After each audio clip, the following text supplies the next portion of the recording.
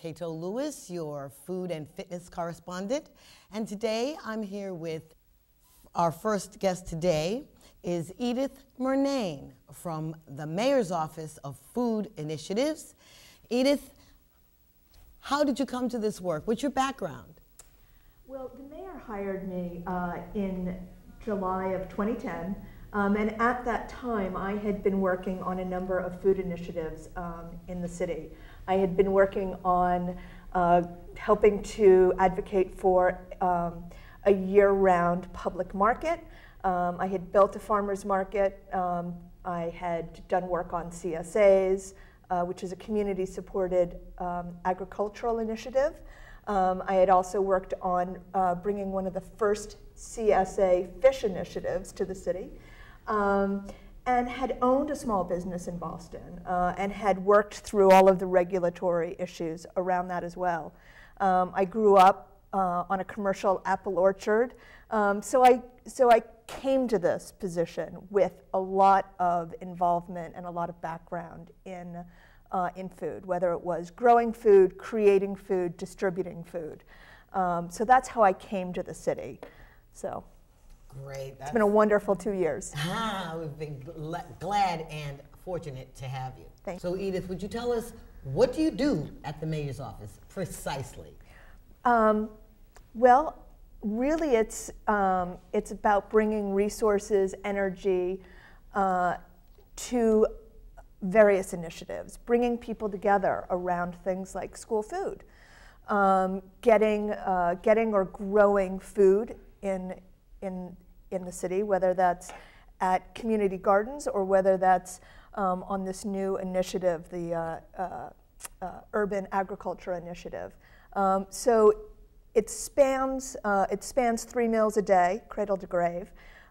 It spans things like working with the Food Project on their farm to family CSA, or our senior CSA initiative that was about getting healthy produce to seniors in Mattapan and Dorchester. It's about school children. It's about corner stores. It's about supermarkets. It really is about how you access food physically as well as economically, as well as how do we create jobs using food. So the food truck initiative is one that people tend to really like. That is also out of our office. So excellent. Lots of really good work.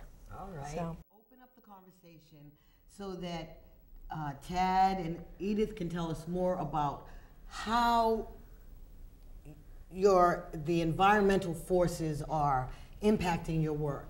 In other words, is it the environment that's creating your drive to do this work, or is this work going to impact on the environment?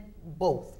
Not only is this about impacting the environment, but the environment will also impact the food. And what I mean by that is, if you've ever tasted local food, it's tastier, it's fresher, it's got more nutrients and vitamins, and your engagement with it, your engagement with the people who are growing your food is really empowering, because you have that conversation with your farmer, and they have it with you. And once you establish that rapport, there's a real give and take, a real sense of responsibility to one another that I think is really remarkable. And again, goes to creating community and also creating a flexible, resilient community. I think that's one of the really interesting things that urban growing can do. It's not only about what's grown here in the city, although that is very important, and that's one of the initiatives that we're going to be launching later on this month. But it's also about the linkage between rural and rural neighborhoods. And that's also really important. And I've been hearing all this groundswell about place-based initiatives. First, how do you define individually place-based initiative, and does your work fall under that general area?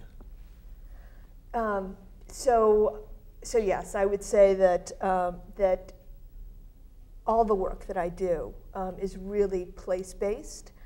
Food is a very place-based sensibility. So when you engage in food, you engage in it in your home, around your neighbors, with friends. You create place and space and community every time that you engage in that particular activity. So food really has this wonderful way of bringing people together around one particular topic, but from multiple different disciplines. And so fundamentally, yes, I would say that food is perhaps the ultimate place-based initiative. And how do you define place-based?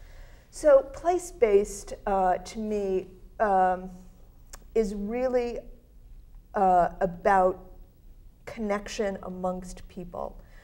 So whether that be in a particular apartment building or a block or a particular neighborhood, it really resides in the connections that are made amongst people.